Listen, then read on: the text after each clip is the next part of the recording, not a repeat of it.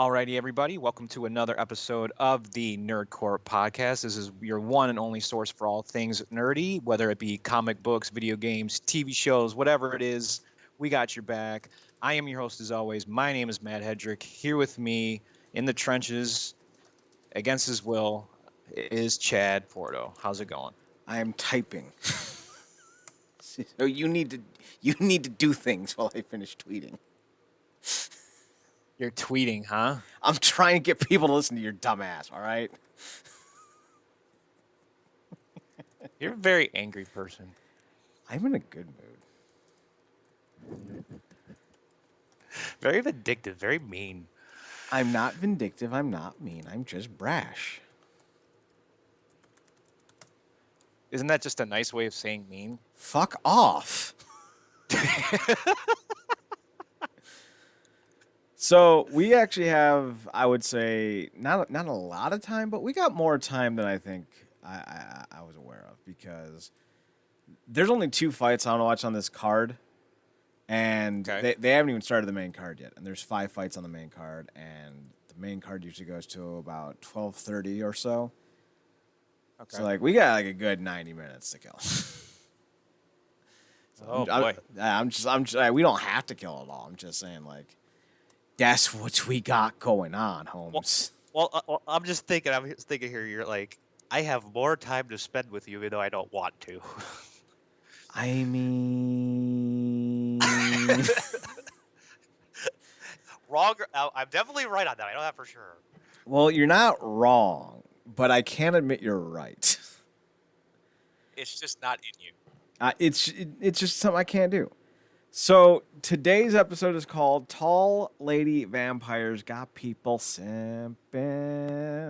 Da da da da da da da da da da da da da da da da da da.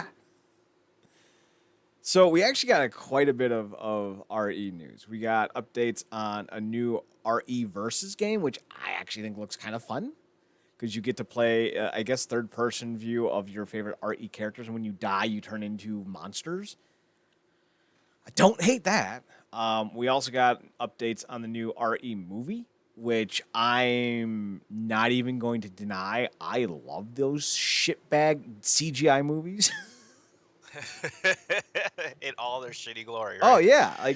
They're phenomenal to look at. They're not always the most coherent story, but, the last one had them fighting a T virus, G virus, V virus, whatever it's fucking called, on top of a Tokyo skyline building. And I think it was Leon was fighting the damn thing on a motorcycle on top of a 200-foot tall storied building. I'm like, this is dumb. I love it.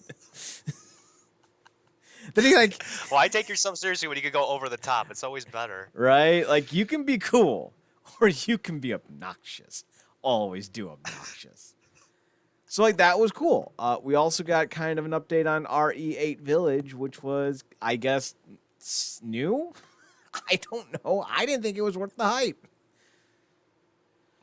I just that was 20 minutes of my life I'm never gonna get back. All because what, you wanted to give me an update on Reverses or whatever it's called? Whatever. Yeah, not much new in a 20-minute showcase, honestly. Yeah, and that was disappointing. That doesn't mean that I'm not kind of excited about RE8. I hate first person in Resident Evil. I hate it. Yeah. 7, I thought, was a very disappointing game. I wouldn't say it's bad, because it, graphically was phenomenal.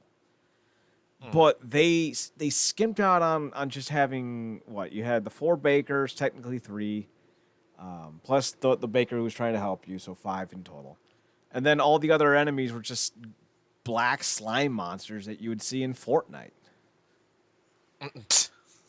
Oh my god, how scary! Maybe they played too much of that game or whatever and just kind of bled over into game development. Right? So I think this time around we're going to be getting the same idea, only with vampire ladies in the basement or vampire dudes in the basement. At least that's a little scarier. I'm fine with that. And to be clear, I'm not actually morally opposed to the vampire werewolf aesthetic. Mostly because if you can believe zombies are real, why can't you believe that the virus turns them into giant, tall vampire ladies? Like, I'm just saying, like, there's a certain line of demarcation that you got to get past to accept that zombies can be reanimated or people can be reanimated. I as always zombies. thought like the issue too with Resident Evil in general, just with like any of these games, is the fact that I don't know about you, but I think the zombie idea has been like way past overblown at this point. So changing it into any other creature to be terrified of or scared of and as part of an outbreak seems more interesting to me. I understand that methodology for the larger sense of people. I, for one, am not past the Zimbabwe. I said, No? I said, bring them on. If they still make me have nightmares, then they still doing their job. There are some instances where I don't want it at all, but I do think in the grander scheme of,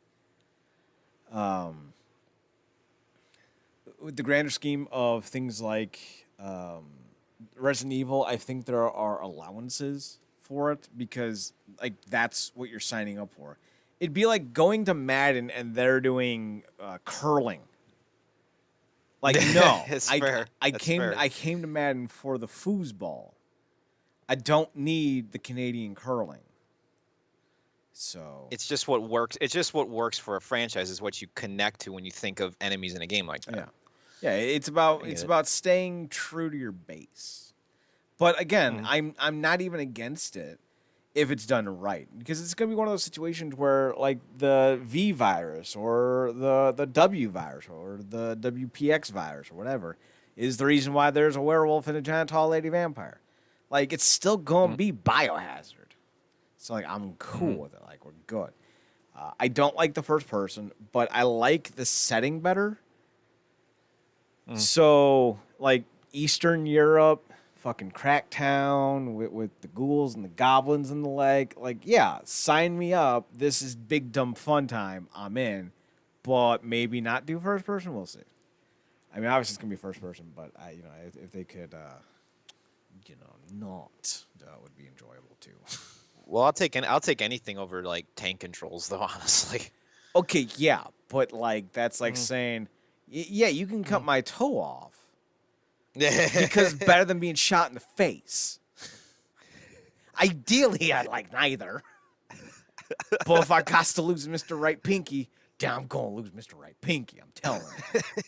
That's fair. That's fair. Because I don't want to pull some fucking Fight Club bullshit where I get lucky that I shoot myself in the face and I don't suffer any permanent damage. Like, I ain't that lucky.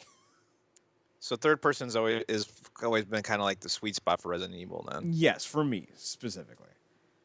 And that's not to say that first person doesn't work in some instances. It doesn't mean that first person doesn't work in certain horror games. It doesn't mean that first person isn't for someone else in Resident Evil. I'm just saying, why can't you do both? If I can do It comes both down in to, Metal again, Gear like, Solid, like I think again it comes to association. yes. Obviously, the third person is much more Resident Evil-y than first person, but also if I can do third person and first person in Metal Gear Solid 2, the fuck's your excuse, bitch? Yeah, like switching perspective. I think that should just be a normal thing when you're playing a game like that. Yeah, like depending on how you want to implement it. I wouldn't want to be able to go in and out of it. I think that would be way too much of a headache. But like, be able to set the before you enter the game, third or first person. So that way, if you want to do just more option related. I get it. right. So that way, if you want to do dumb VR dumbness, you can. I don't though, so I'm good. The trailer that we got was fine. The werewolf, might be there. Then you had this weird dude who looked like fucking character from Boondock Saints. He was all like, "Hey, Ethan, you want to fight?" And everyone's like, "No." And he's like, "We're gonna fight." David De La Rocca. That's who I'm thinking of. That's who that dude looks like with the glasses and the dumb hat. And he's all like, "Hey, what's up?" And I'm like, "What are you doing?" He's like, "We're gonna fight." I'm like, "No."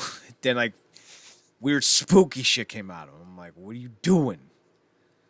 So, that's kind of just how I am. What do you think of it? Seems like it. I don't know. I find the setting intriguing. honestly. I do like the change in scenery. I'm kind of down for anything. I don't know, but it feels like very like they're trying to go for that Van Helsing type vibe with the setting. If that makes sense, I'm trying to hear it to something, and I kind of dig that, and I'm all down for like when I'm watching the demo. I liked how it looked like you're in this fancy house or whatever, but there's laughter, there's this creepy, eerie thing going on. I kind of like the idea of that scaring type of thing more than just straight zombies, just wandering about and stuff. I feel a little more uneasy with it. So yeah, I'm totally down for something like this. A little slight change in a change of pace.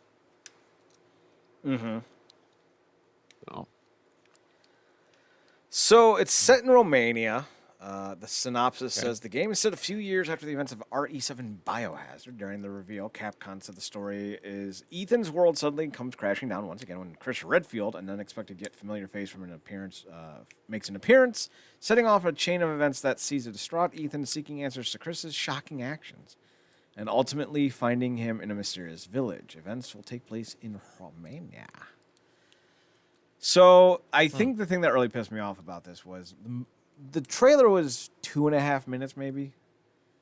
And it felt like a minute and 50 seconds were spent watching a chick on a phone call. Like, that to me was like the biggest fucking dick kick in the whole trailer. Like, why are we spending so much time looking at something that we don't need to know anything about yet?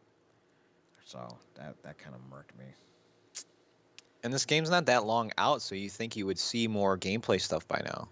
Yeah, it's only a few months from release. Yeah, we're looking at 4 months, homie. As Nick Diaz said, don't be scared, homie. Now, Matt, you have 2 other pieces of news notes that you want to slip on in here before we get going. So now's the time. Yeah, I'll drop them real quick. I think we'll start with the Microsoft one first. It was about a day or two ago, Microsoft announced that they were going to up the price of Xbox Live Gold by almost double, and they got huge backlash from that, and they retracted that statement. I believe they were doing it as an effort to get people to push them to Games Pass. And as soon as they got the backlash, they retracted and even made free-to-play titles. You don't need Xbox Live Gold, so it's a sign that people aren't exactly ready for that just yet. So they'll never be ready. No, fight no the way. power. 120. Here's the thing: $120, right, for Xbox Live Gold, and they're saying that if you compared it right now to what Ultimate is worth in a year for like Game Pass and everything, it's $4 less than Ultimate, so it doesn't even make sense to double the price. When essentially you're adding another feature for $4 more a year. These are words I understand. What's the next story? Okay, yeah, it was Tony Hawk, the Tony Hawk 1 and 2 remake developer Vicarious Visions. They decided they got absorbed into Blizzard, and apparently the decision was made because there's a rumor that going to be working on a remake of Diablo 2. That's not confirmed yet or anything, but that means they'll no longer be working on like stuff like when I think they did the remasters for the Crash Insane trilogy and just did the Tony Hawk game. I don't think they did Spyro though, but they were doing some pretty good, remasters and things like that, and kind of had a good image, and now they're getting absorbed into a company that hasn't had the best track record as of late. So it's just like it seems like a dumb decision that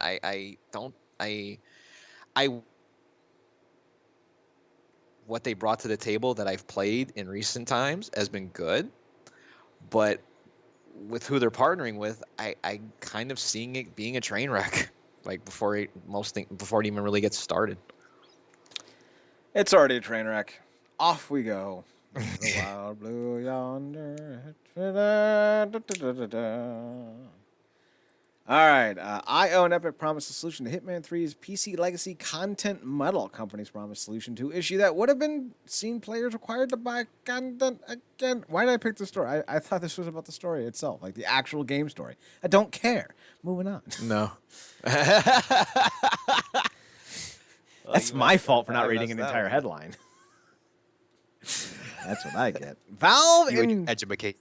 Yeah, I need my education.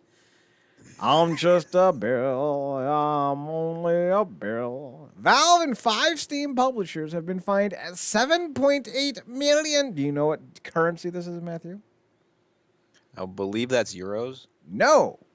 Pounds. What is it? Pounds. I think. You correct me, and you're not even sure. That bodes well. Now you got me concerned.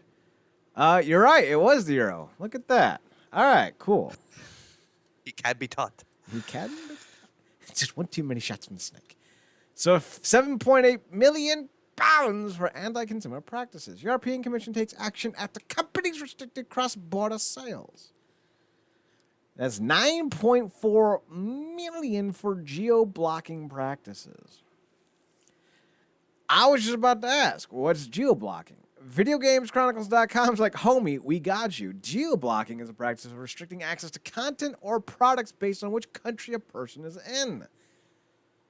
So, I don't know why they would do this, because, like, more people won't buy the stuff means more money in the pockets.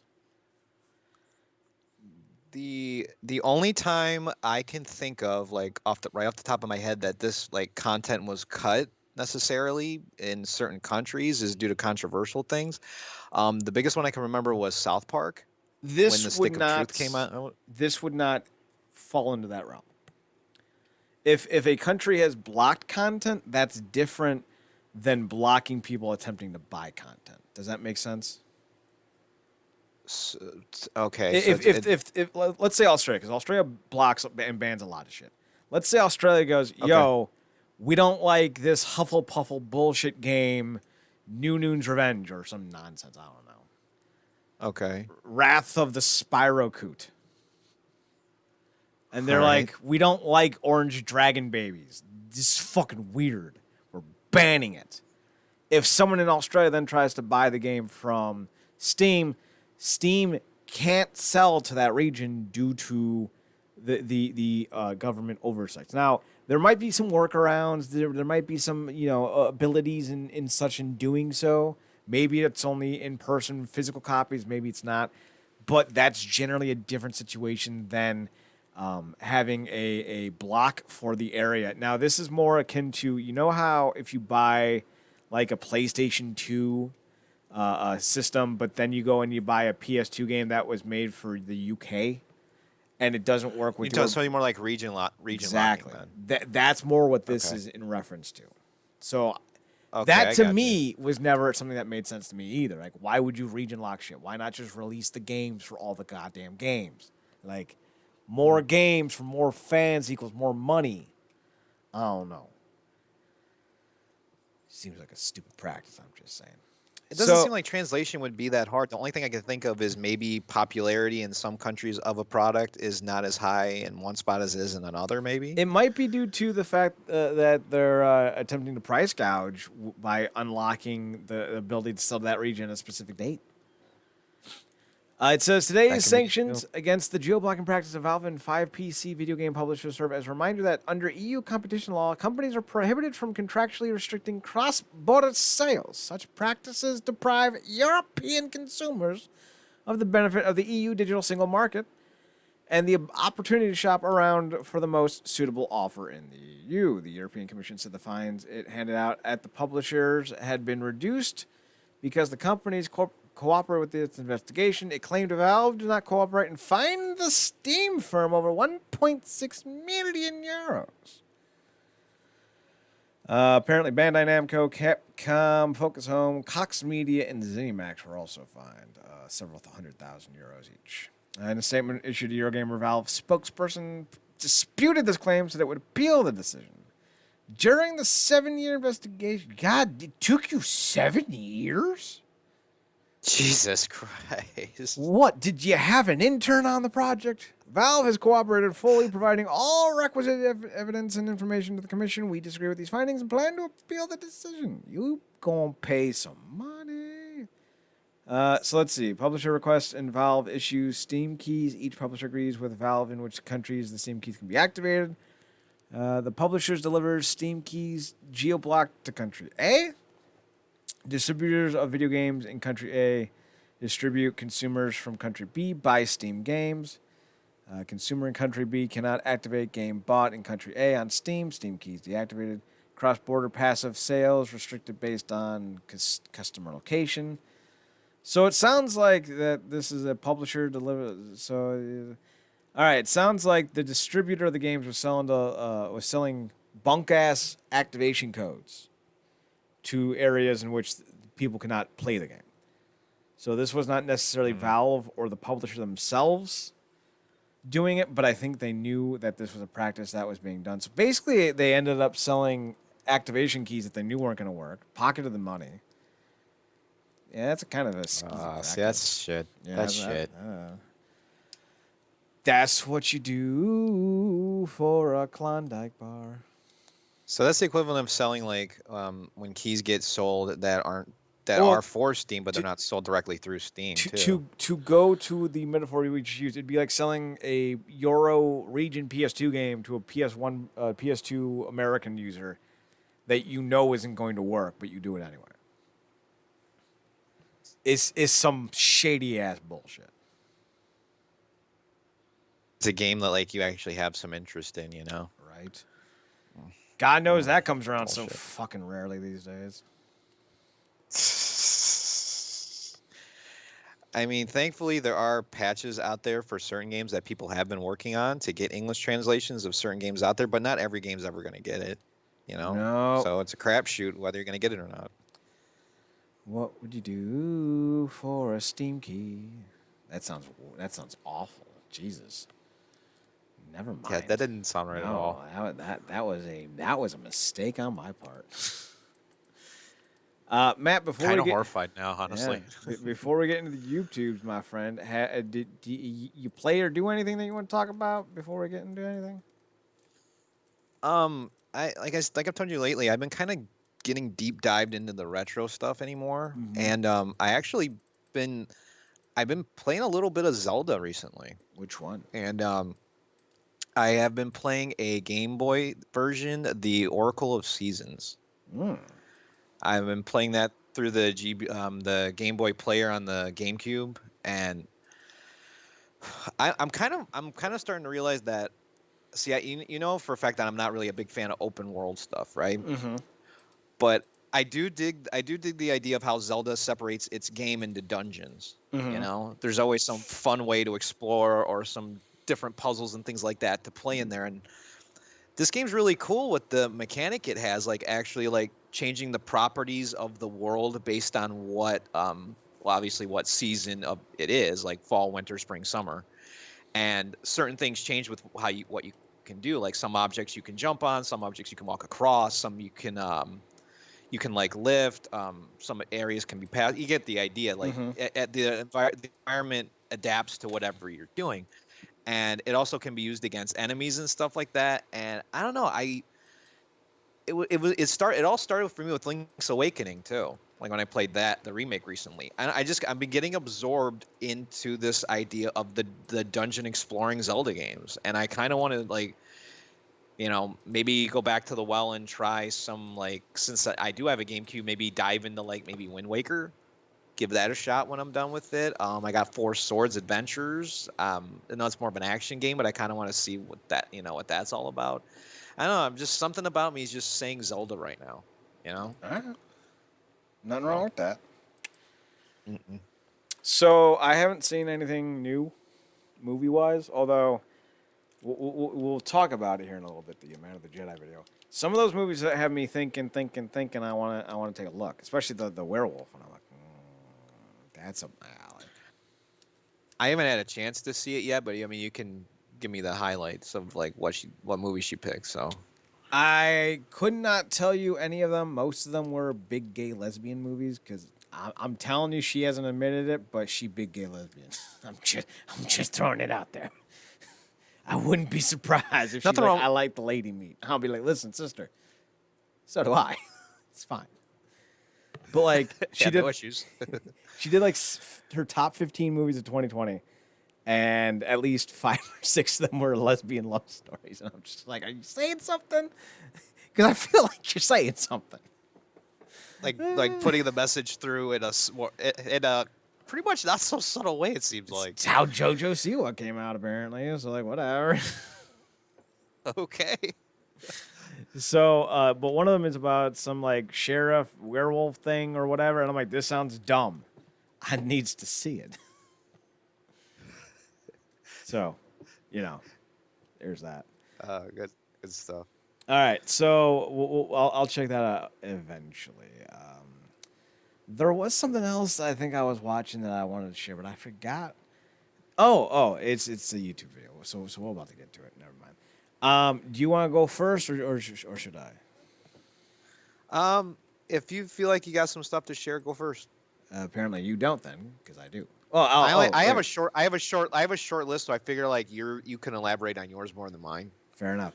I forgot we got to do the 5 most iconic NES box arts by CBR. That's right. So CBR is a trash website, and they do trash. So this is already boding well for their choices, right? Well, their choices are pretty fucking obvious. Number 5, I'll give you a hint. He's a racial stereotype that angers me, but it's not the first one. I have the browser open, so it's not that hard to figure it out. Oh, fuck.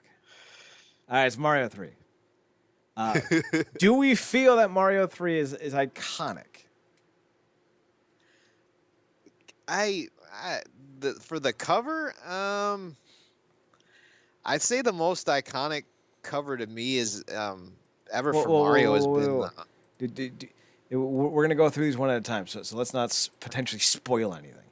Just this one specifically. Do you feel like it's iconic? I think it's basic. I don't know if I call it iconic. Fair enough. All right. So number 4 brings us a Blue Bomber guy, but which Blue Bomber guy is it? I'm thinking Mega Man, but I'm not sure which one. Super Fighting Robot. Mega Man. So you're right. It's Mega Man with the awful trashy palm trees and blue and gold suit. It's just trash. It's so trash. Oh, fuck that cover. Oh my god. It's the worst. He's got a little pistol. I purposely He can't never even played, hold it right, dude. Yeah. What the fuck? I purposely never played Mega Man as a child because I fucking hated the box art. I was like, I don't know what this game's about, but I know I don't want to be a part of it. The worst way to sell your game, right? Seriously. So is this iconic? God, this is iconic in a bad way. Yes. Like everybody remembers it for how bad it is, but not necessarily associates it with the game.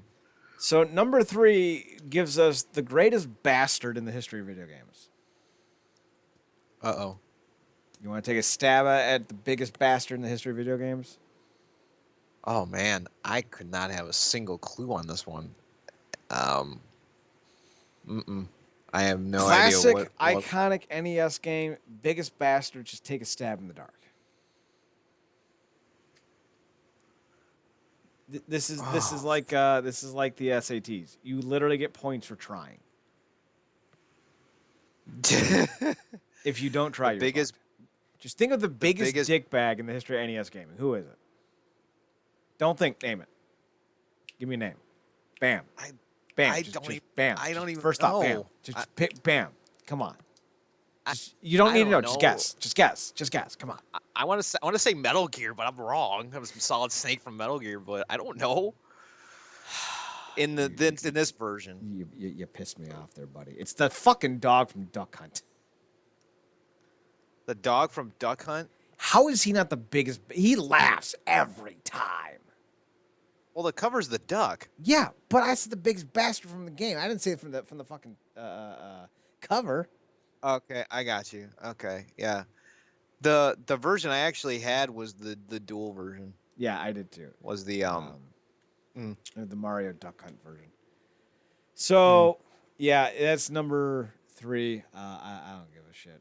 You actually got number 2. It's Metal Gear, which I don't agree with. Listen, I grew up in the NES era. I grew up in the SNES era.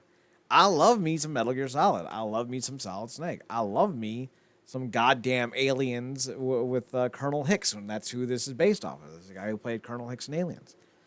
I hate to break it to you, Metal Gear was not very popular in the United States, and that cover was not iconic because no one fucking played it. Now, didn't somebody else make a reference to who this could have been? Wasn't I think it was James from Cinemassacre. Didn't he say it was like Kyle Reese or something from Terminator? Oh, yeah. It could have been Kyle Reese, too. Well, actually, no. Fuck that noise. I'm still right because it's the same goddamn actor. That's crazy that they're associated. I didn't even know that. Yeah, they're the same guy. Fuck. I forget his name at the top of my head. But yeah, he was both in Terminator and Aliens. In fact, he was supposed to be the main star of Aliens 3, but they're like, no, we don't like this idea. So fuck that movie. And I'm a kid who loved Aliens and loved Hicks. Hicks was so cool. He was so smooth. He was all like, Ripley, I'm the goddamn man. And everyone's like, yes, you are. Of course, he got killed in Transformers. Not Transformers, god damn it. Terminator. One of those is right. All right. You want to take a stab in the dark of who number one is? Oh God, number one. I know what game stands out to me on the NES is like number one box art, just because it's simplistic and I like the fact that it's that way. But I know it's not it. Okay, what's your guess? I would. My guess is the Zelda. Ah, which one? I want to say the first one. Bingo! Good call. Yeah, it's the number one iconic of the iconics. Do you agree that this is the iconic of the iconics? The only other one that I would pin against it is Castlevania, just because I love that box art. Which one? Like as true standouts. I think my favorite is the original, the first one, like the first Castlevania. I like that he's standing by the entrance to the castle with the whip behind him. To me that'll always be iconic. So, Dracula's Curse is a solid cover. Don't get me wrong, but the first one to me sticks out more. Dig it. All right. With that being said, now we can move on to the UbiTubes. I love me some Only in Japan. Love it. In fact, I even watched a new channel from a completely different guy called Only On the Run in Japan or Running in Japan or something like that. It wasn't as good. It's kind of interesting. Same kind of idea, only the premise is it's this guy and his adoptive Japanese son or stepson, I guess technically. And he tells kind of like the story of like these locations through his eyes, through his stepson's eyes, and it's kind of cool. But I was also like, this guy seems like kind of a tool. So I decided not to keep watching. But John Dobb, the Only in Japan creator, I've been watching his live streams. Only technically they're not live streams anymore; they're archived streams. And like they're just nonsense, and I don't know. I find them soothing. Is this the guy that's on the picture right now? Yes, but the picture that is on there isn't from one of his live streams. This is his recent upload. He does like news style like deep dives on topics.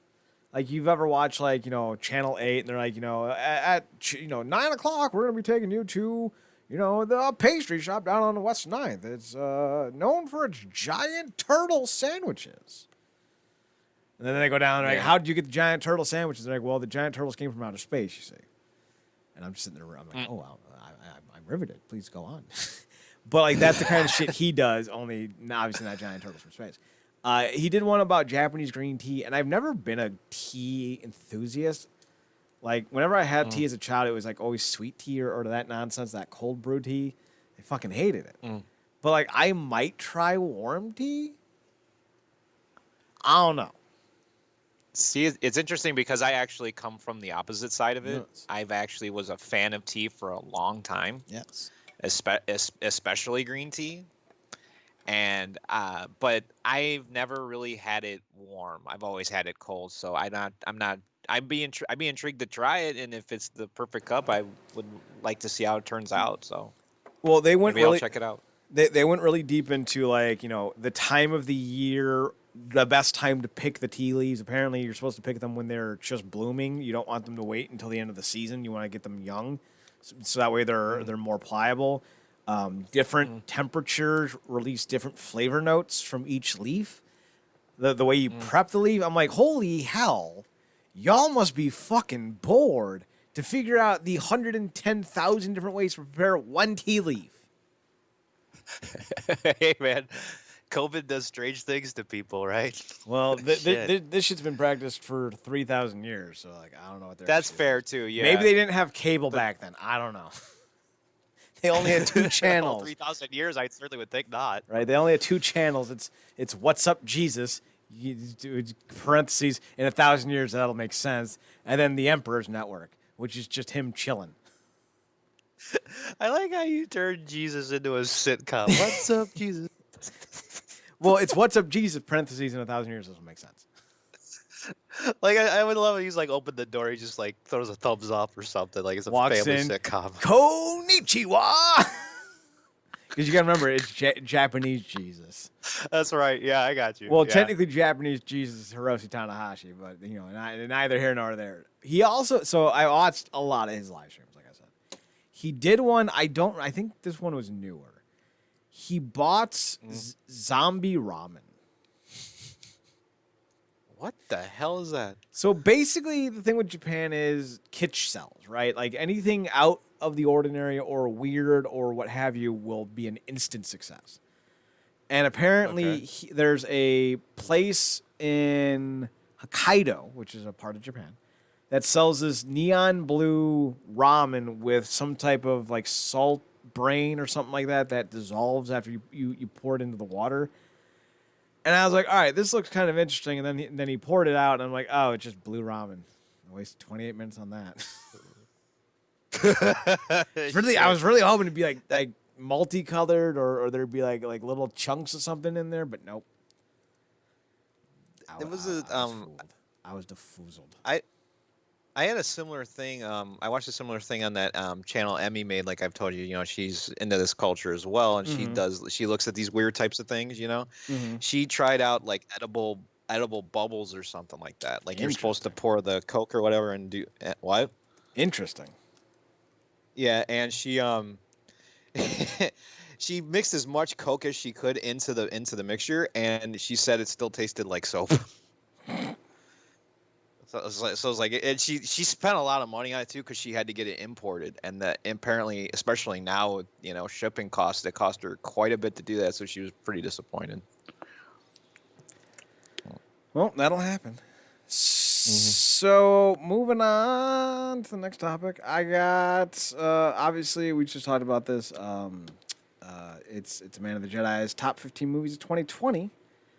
The one I did see on here was what was it? An Extraordinary Young Woman or something like that. Promising Young Woman? Yeah, Promising Young Woman. That's what it was. It was fine. I liked what they were trying to do. It was basically, I don't want to say it was a morality story because that's not entirely true. But it was basically a story about what would happen if you let your anger consume you in a revenge plot. And I won't spoil anything. All I'll say is the obvious outcome is obvious. So, I'm not going to tell you anything about the movie. If you go in there and you see a scene where you're like, well, obviously this is going to happen. Yeah, that's obviously going to happen. So check it out if you want. It's not anything to write home about, I think, but I think there was a lot of love and care put into it. Plus, I'm a Bo Burnham dude, so that's cool. So it's interesting premise, but it kind of plays it closer to the chest when it comes to execution. Then yes, I wouldn't say that's a bad thing either. Because usually when we think of revenge flicks, we think of John Wick in a room full of 9 guys with guns pointed at him. He's handcuffed to a chair and going, "They keep asking me if I'm back. Yeah, I'm thinking I'm back. That was really good. Oh, that's a good Keanu." I'll never be able to giving us his best. I'll never be able to do it again. I'll never be able to do it again. My Keanu impersonation died tonight. But in that scene, Keanu doesn't get killed when he's obviously a threat. And in a regular situation with those kinds of people, he'd be dead before he said, "People keep asking me." Yeah, you're dead. So different situation with Promising Young Woman, and I think it plays it to its potential. Mm. But I think the director even said, or the writer creator even said, like the way this movie ended, or maybe it was Amanda who said it. The way this movie ended lingers with you in a way that if you had done the obvious ending, wouldn't have. So I that is a point of reference. I also saw another one that on her list, but go on, because it sounds like you're about to say something about Promising Young Woman. Well, no, I saw the video for Promising Young Woman, like not the Yes. movie itself, but I did see, think about the ending you were talking about, and yeah, that ending, like the way she's describing it, that kind of lingers and sticks with you. You even not even have seen it, just being told, what happened. I'm like, Mm-hmm. damn, they really went morbid and dark with that, and I can kind of appreciate that concept, Huh? like it's different and interesting, and it kind of makes me want to watch the movie. So the other movie that she posted on here, I think it was like an honorable mention, maybe. But I actually did see this one. It was called Yes, God, Yes. It's with Natalie Dyer from Stranger Things, and it's basically just about a chick who's been brought up in a very conservative, religious kind of household, who's blossoming into her youth. And Dyer, who is 25, I think at the time of the movie, plays 16 really easily. I don't know what that says about her or me. But she's a phenomenal actress, and she really had this like quiet kind of fear but curiosity to her. It's a nice coming of age movie. The feeling I had watching this was similar to, although in a vastly different way, Virgin Suicides, where it was a nice period piece because this is set in the early 2000s, while I think Virgin Suicide was late 70s, and it was also a movie about coming of age and people exploring what they are and who they are, but it ends vastly different. Like in Virgin Suicides, I'll give you a hint how it ends. Yeah, it kind of says it in the title. While in Yes, God, Yes, it's more about her kind of accepting that even though she has different views and shit than her parents, that doesn't make her a bad person. It's not really like a big twist ending there, folks. So it's a decent coming of age movie. So those are the two ones that I saw on her list. There's a few others I want to see. Namely, that werewolf movie. It's going to be interesting. Apparently, there's two of them, so I might watch both. So, all right. Let's see what else we got. Shoe on Head. I haven't been watching a lot of her stuff because I try not to work myself up with the politicalness as much because like I can get real heated because stupid people stupidify me. But she's a pretty hardcore Dem, and she went to the 2-day event that led up into the Capitol riots. And she went there. Granted, she went there not knowing it would happen, right? And while she was there, she was asking everyone like, she's asking them one question: do you believe that burning the flag should be illegal? And she, got a bunch of questions, a bunch of answers, and it basically like the best parts of the video were like when she would be unironically like in the middle of something, like she's walking down the street and someone screams, "The left is coming!" and she just goes, "We're already here." There's another time when like they're chanting something about "We love Trump," and she's just standing there looking side to side, like with just her eyes looking side to side as they're chanting. Like so, it's like little moments like that. It was a funny little video. She's very polarizing. I find her adorable though, so like whatever. We also had 2 stop skeletons from fighting videos and an update. We don't need to go into the personalness because like if you want to know what was going on with him, I think you can just go watch his update video. But I appreciate the fact that he went and told us why the fuck he hasn't been doing shit. So like, I get it. I respect that. As for his recent posting, I love it and I want it. I did not know there was such a thing as dual control, dual stick shot control N64 controllers, and I did not know that GoldenEye allowed you to do 2 fucking ported N64 controllers for your pleasure and hers. Like, all right, I'm down. Dude, I have a 64 and I want to do it. Do it. Like, just fucking do it.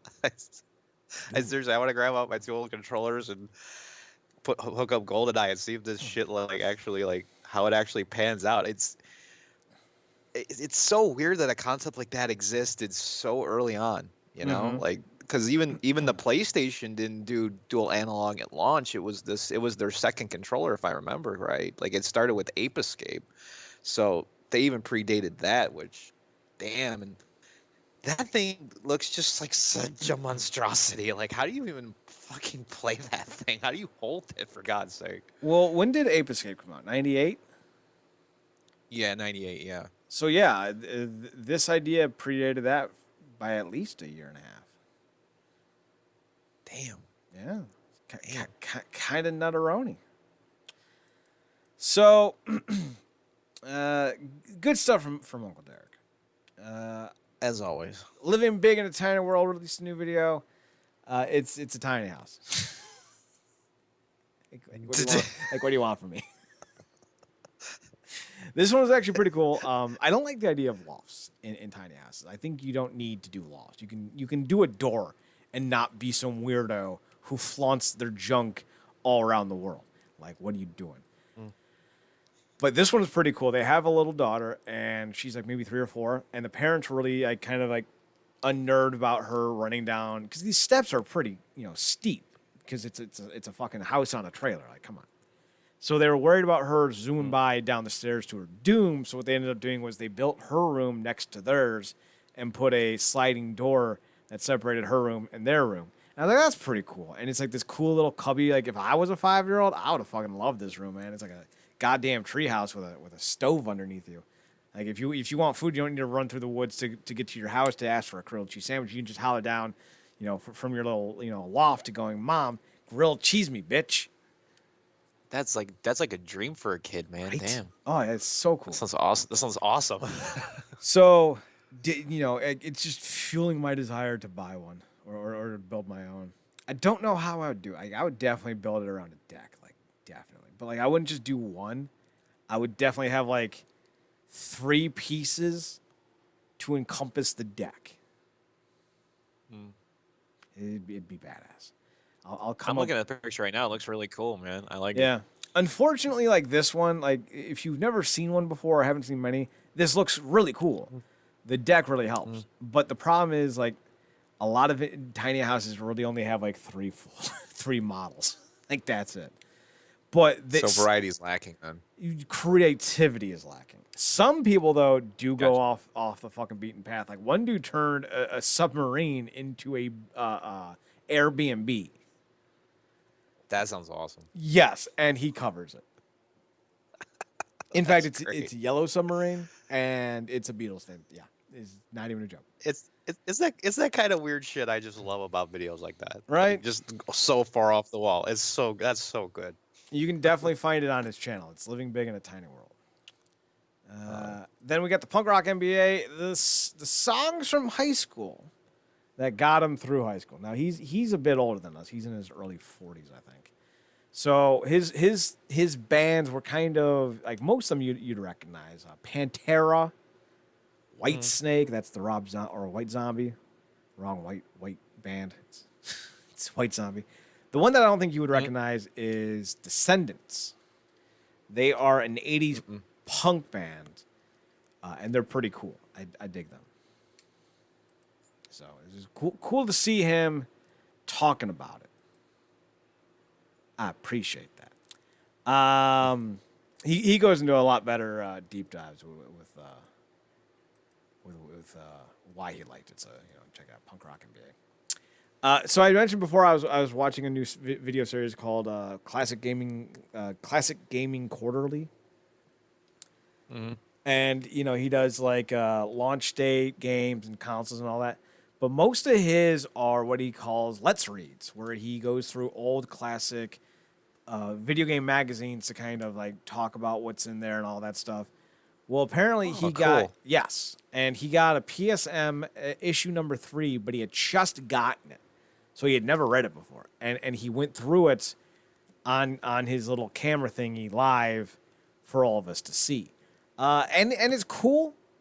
I don't know if gaming magazines are something that I'm going to be like all about, but I wouldn't mind checking more of these out for sure. Like it's definitely it's definitely something that I could see myself watching more of to see if I like it. I love magazines though. Like I still buy magazines. Pro Wrestling Illustrated litters my desk. So it is what it is, man. It is what it is.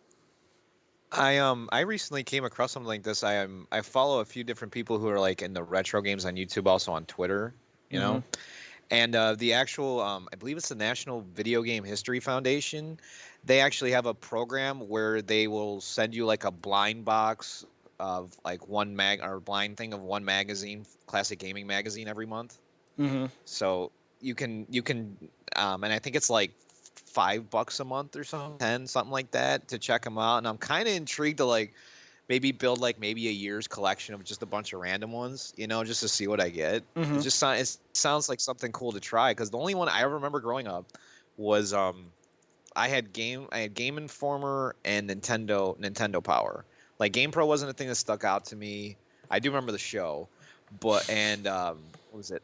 PlayStation and Xbox magazine. But past that, I didn't delve too deep into much of the magazines. But this sounds like something like, especially with that idea, that I wouldn't mind trying myself, honestly. I think I would want to see some more. I think it's definitely worth a view. He's very knowledgeable, and in this regard, he even said something to the effect like, usually he's more informed with the specifics of each magazine because he's read them before, and he can go into deeper information. But this one, because he's just gotten it and never read it before, he didn't have all the information about every little thing. So, and it's nice to like. It's the reason why I watch Toonami Aftermath every once in a while. It's a nice chance to dive back in time. So it was pretty slick. Yeah, you gotta be reminded. You gotta be reminded of the past, and the things that made games what they are, kind of essentially. Especially what brought them into the mainstream like news and stuff like that. Because before the internet, this is all you got. So, and I dig it, man. I'm gonna probably check out some of these based on how you're talking. Seems like a channel right up my alley. I do believe that's all I got. Okay. Yeah. So you can now go on and bore people. Bore you and you can fall asleep. Yep. Well, to be honest with you, I'm gonna put a photo of Godzilla and King Kong riffing on Dawn of Justice. You ever see Dawn of Justice? With Superman and Batman. Oh, yeah. And Batman's like, you were never a man. You were never a god. You were never even a man. And then Superman's like, save Martha. And he's like, why'd you say that name?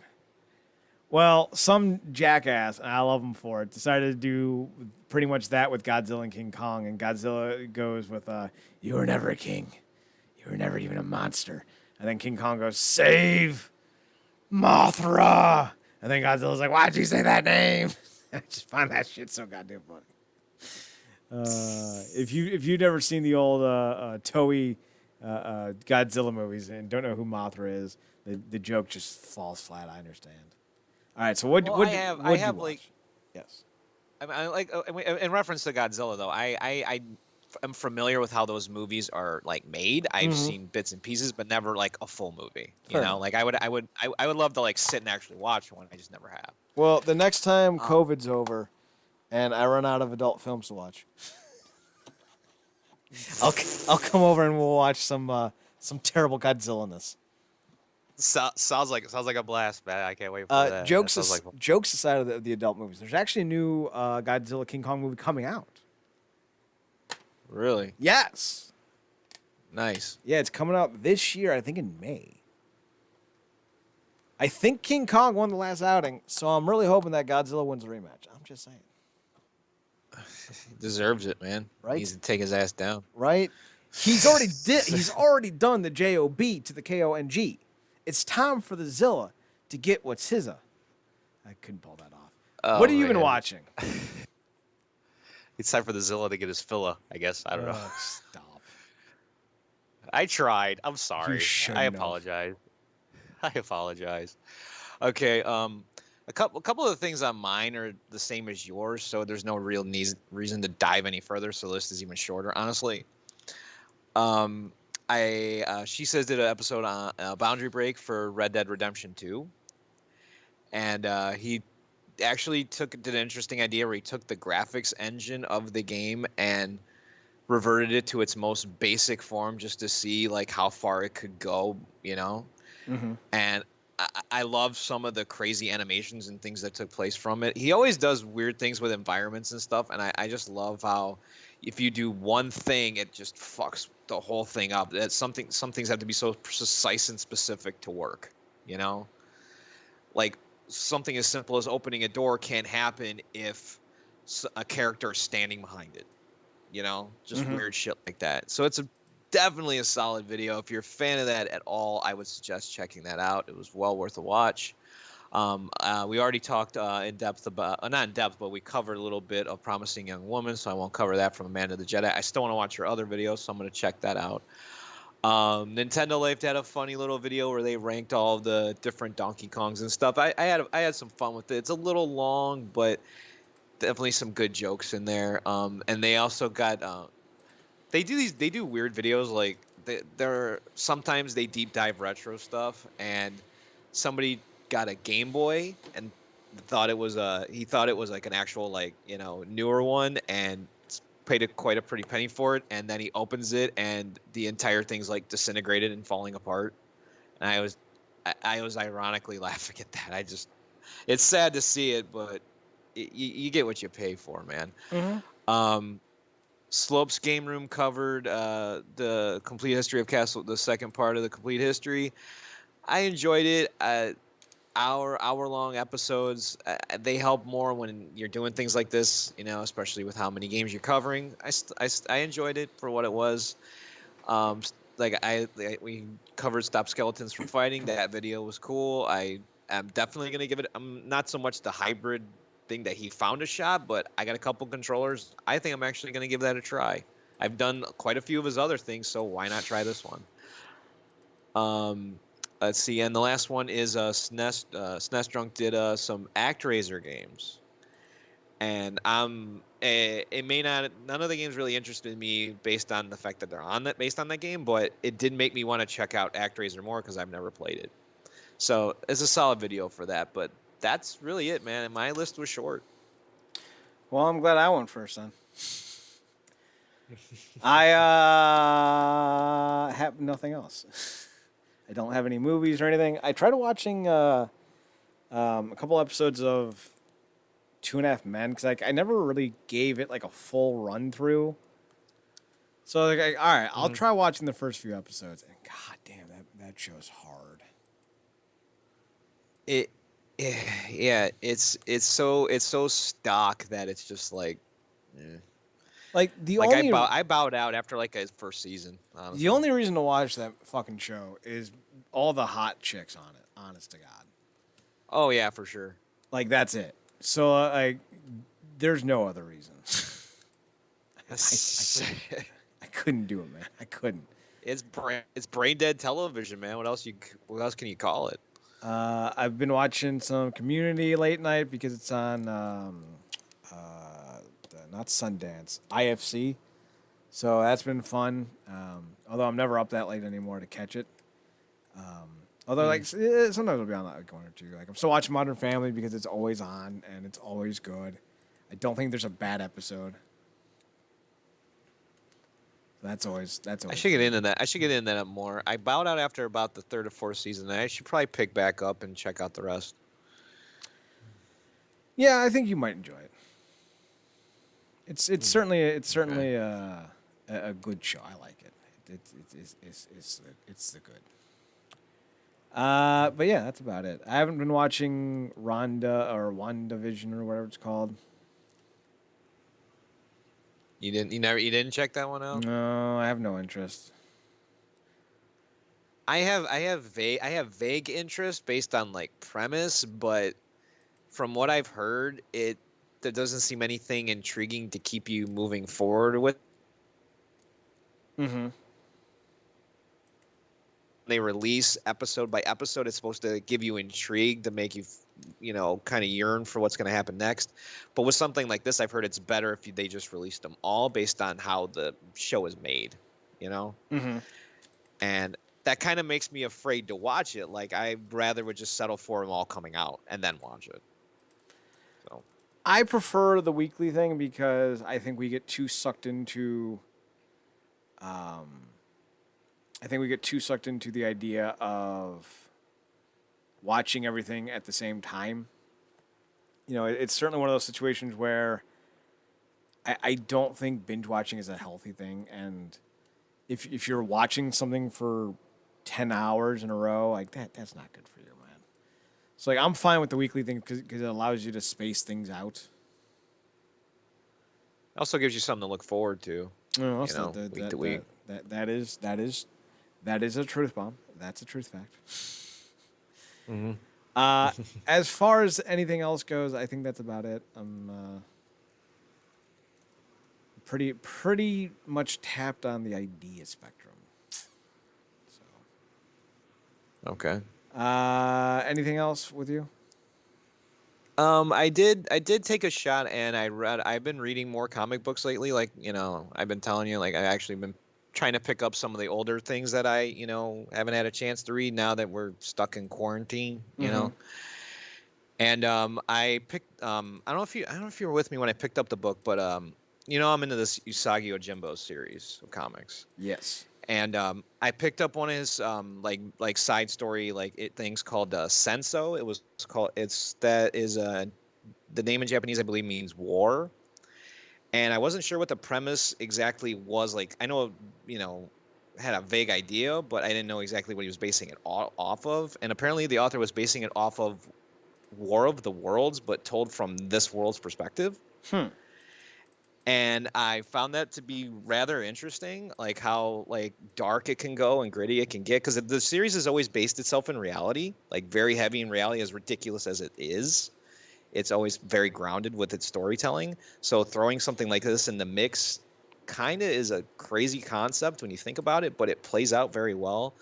The only thing I'll say is towards the end, it gets very heavy handed with like, he goes full geek. You know what I mean? Mm-hmm. Like, he goes full Gundam steampunk at the end of it. Like, also, and I'm like, Jesus Christ. Like, I think it's cool, but like, dude, you were leading me along a path to make me think this was gonna end dark, and then you went full action. I dig it, but like, next time set me up a little bit better, you know? I'm good with But Gundam Steampunk. That sounds like a dumb idea that I'd be into. I don't. How do you feel about like comics that are like in black and white though? Do you have any issues like with reading stuff like that, or It has is to that okay with be. you? It has to be from the right kind of artist, because sometimes they can bleed their stuff in. You know, they might think that their really unique styling is so good, but it might be really fucking hard to decipher. So like it has to be very intentional, and you can't just be flimsy with the action. Like you have to be decisive with how you draw this, so like it doesn't look like it's some fucking randomness. I think for the most part, Stan Sakai, he nails that point. I feel like everything he's doing with how he draws the action on every page, I feel like he can convey the point across very clearly. Like, everything has an intention for what it's being used for. It's not just senseless action, you know. So I would say if you have any interest in it, I got it for like $20, and it was like a 6-issue series. So I would, if you have any interest, check it out. You Right. know, if you can find a copy. So. Alrighty, home slice, you done? Yep, that's it, man. All right, then we're off for the night. We'll see you guys next week. RealNerdCorp.com, RealNerdCorp.com. Go to Twitter at NerdCorp, on Instagram at Real NerdCorp. We're on YouTube at YouTube.com. By searching Real Nerd Corp, we are on Twitch.tv / Real Nerd Corp. We're also on Twitch.tv / Wrestling Underground and YouTube.com / The Wrestling Underground. Matt, where do your personals? You can find me on Twitch at mnerdcorp and on Twitter. You can find me on Twitter as well at Chad Nerdcorp, ChadNerdCorp, and on Instagram at Chad's Photo Hut. For Matthew Hedrick, I'm Chad Porter. Thanks for tuning in. Thanks for checking us out. Thanks for giving us a chance. As always, we've been dumb people. Be sure to do dumb things. or not. I don't know. I ain't your boss. Matt, say goodnight. Good night, everybody.